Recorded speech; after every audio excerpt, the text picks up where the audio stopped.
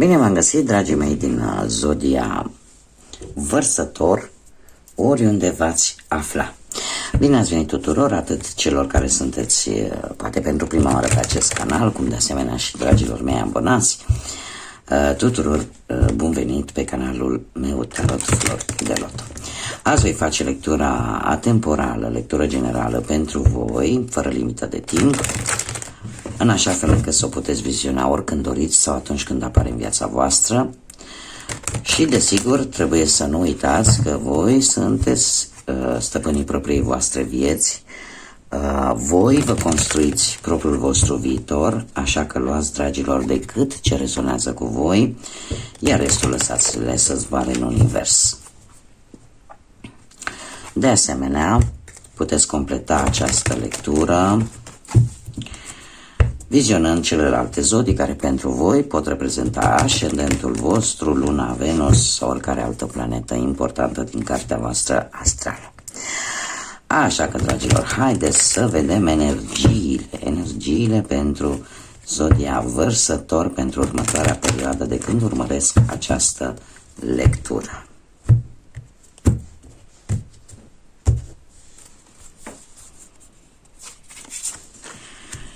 Și avem conformismul, este o moarte interioară, trăiește de o formă autentică și fii curajos, curajoasă. Dragilor, se pare că unii dintre voi sunteți într-o perioadă în care sunteți într-o căutare interioară, aș zice. Poate ați acceptat multe lucruri de la alții. Sau poate că ați mers foarte mult pe regulile care le-au impus alții și nu stă în caracterul vostru să fie așa. Voi sunteți rebelii zodiacului. Un vărsător care trebuie să se supună unor anumite reguli stricte este o tortură. De ce? Pentru că vouă vă place independența, vă place libertatea de exprimare. Și atunci, automat, faptul că tu te-ai conformat cu o anumită situație, poate din simplu motiv că ai vrut poate să faci pe plac celorlalți, pentru tine e ca și cum ai muri pe interior. Și sunt mari șanse ca unii dintre voi chiar să aibă așa o trezire și să-și dea seama de fapt că nu e felul vostru de a fi. Da? Cel puțin această carte vorbește foarte mult de autenticitate și de a fi curajos. Da? Să redevii tu cel care poate era înainte.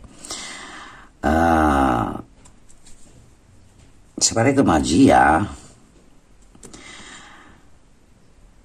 cum să spun eu, există în interiorul tău într-o manieră destul de clară și destul de strălucitoare.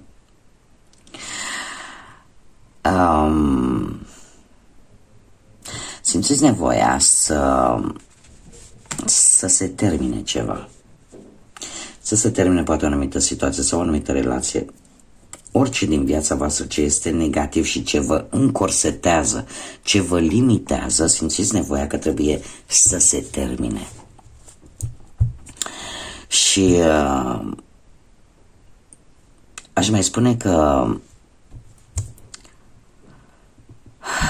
vreți să găsiți un echilibru, poate la nivel financiar, poate la nivel amoros, dar simțiți că ceva nu vă mai folosește. Și sunteți doritori de nou și atunci vă folosiți cam toate ustensilele care le aveți în dotare ca lucrul ăsta să se întâmple, da? Să ieșiți din acest conformism care vouă nu vă face bine. Haideți să vedem ce ne spun cărțile vis-a-vis de viața voastră profesională. Ce vine pe partea asta profesională pentru dragii mei din Vărsător din momentul care văd această lectură.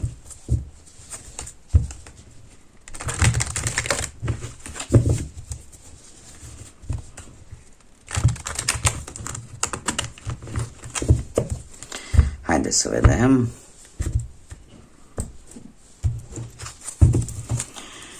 Și avem din clipă în clipă răbdare și comparație. Dragilor, la nivel profesional, nu alergați după două oferte în același timp. Aveți răbdare și e posibil ca, paradoxal, faptul că comparați două situații să vă ajute. De ce? Pentru că posibil să vină, nu știu, două șanse, două oferte de muncă, probabil, care aparent se aseamănă, dar ele de fapt nu sunt într totul identice. Din clipă în clipă,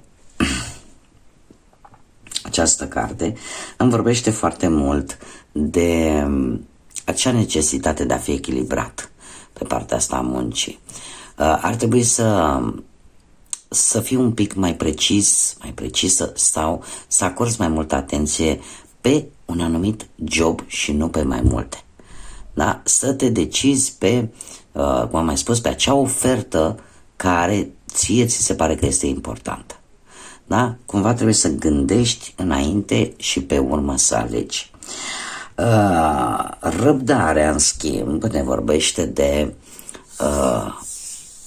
știu că poate nu este punctul tău forte, da? Să vrei să vezi rezultate, doar că ele vor veni, dar va trebui să ai răbdare. Pe planul ăsta profesional ceva va veni, ceea ce tu aștepți, dar după un timp.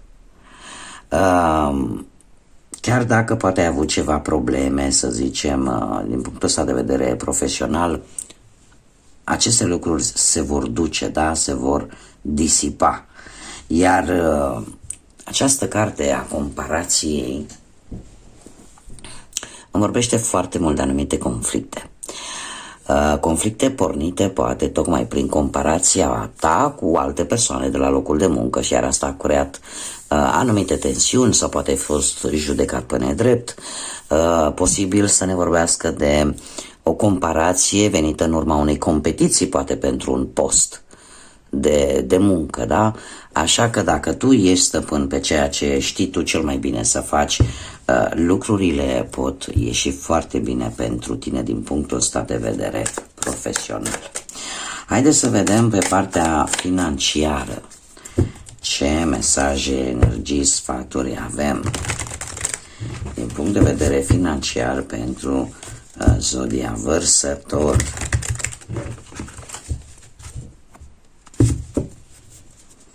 Haideți să vedem.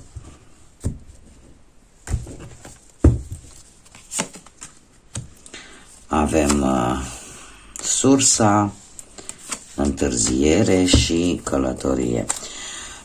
Dragilor,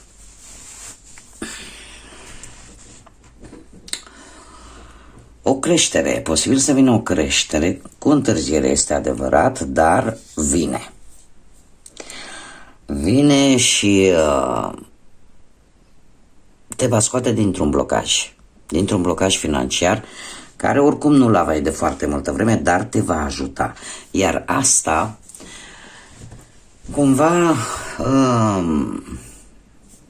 te va ajuta să crești.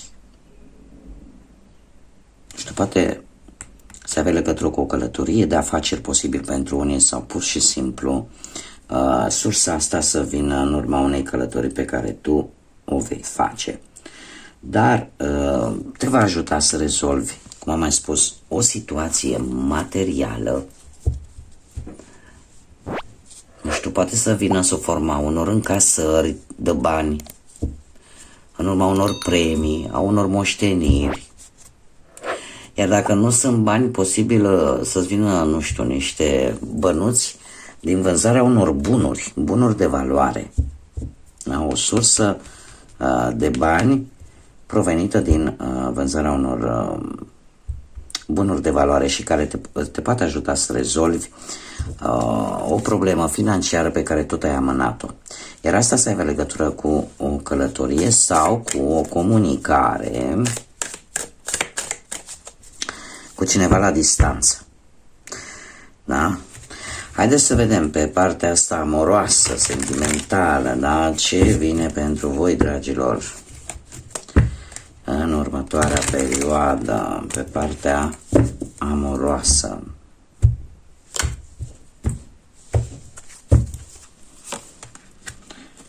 creativitate, minte și receptivitate. Mai frumos de atât nici că se putea. Dragilor, pe partea asta amoroasă aș spune că atragi mai mult ca de obicei. Ai un magnetism aparte. Și foarte creativă și în același timp aș spune că, nu știu, comunici altfel. Atragi persoanele prin felul tău de a comunica, prin felul tău de a te manifesta, prin felul tău de a fi pur și simplu. Ceva se schimbă, nu știu, poate îți vei cumpăra o garderobă nouă, poate vei schimba ceva la înfățișarea ta, la culoarea părului, la, nu știu, la orice altceva. Cert este că vei atrage mai mult, dar în același timp vei fi și foarte receptiv la ceilalți, la celelalte persoane, indiferent că te afli într-o relație sau nu. Da, atât pentru cei care se află într-o relație, cum și pentru cei care se află într-o pereche, se pare că sunteți mult mai receptivi, mult mai empatici și mult mai axați pe sentimente profunde unii dintre voi. Și tocmai pentru că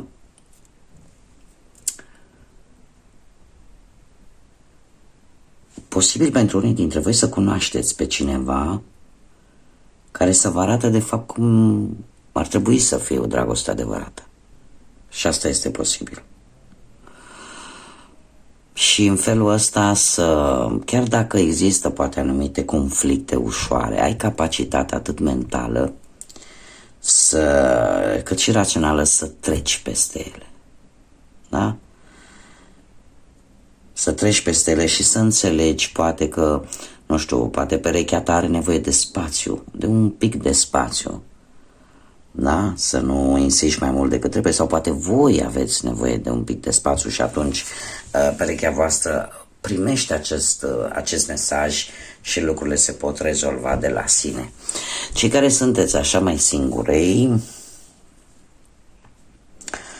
cam același lucru. Ați început să vă gândiți mai mult la felul cum arătați, să vă îngrijiți mai mult, să vreți să atrageți mai mult, să vreți să grăbiți așa un pic lucrurile, dar trebuie să vă spun că, cel puțin pentru cei care sunteți singurei, nu trebuie să pierdeți răbdarea, pentru că lucrurile vor veni în ritmul său divin. Da? Vor veni atunci când trebuie. Și de asemenea, asta nu înseamnă că nu trebuie să ieși, nu trebuie să socializezi, da? Să fii tu însuți. Cred că ar fi cheia care te va ajuta să cunoști pe cineva, pentru cei care sunteți singuri. Acum, dragilor, gândiți-vă la o persoană dragă vouă, la o persoană care vă interesează și care poate ar vrea să vă transmită un mesaj și nu are curaj sau nu poate. Se află într-o imposibilitate de a comunica cu voi și eu voi cere acestui oracol să ne dezvăluie cam ce mesaj ar avea de spus persoana voastră de interes către voi și nu are curaj sau nu poate să spună. Și voi scoate 3 mesaje, voi puteți alege de la 1 la 3 sau puteți să vă lăsați ghidați de intuiție și în felul ăsta să vedeți care este mesajul vostru. Nu pot să mă exprim, da? Nu pot cumva să mă fac înțeles, da? Ca să fie așa mai pe înțelesul tuturor. Primul mesaj, haideți să vedem al doilea mesaj.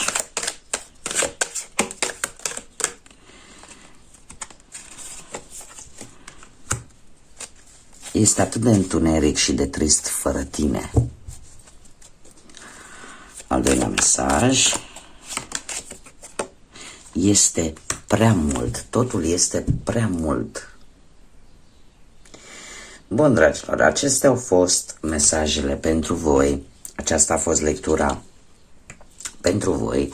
Eu vă mulțumesc ca de obicei pentru atenție. Vă aștept în continuare să vă abonați, să dați like, lăsați un comentariu, să distribuiți, de ce nu, activați notificările pentru a primi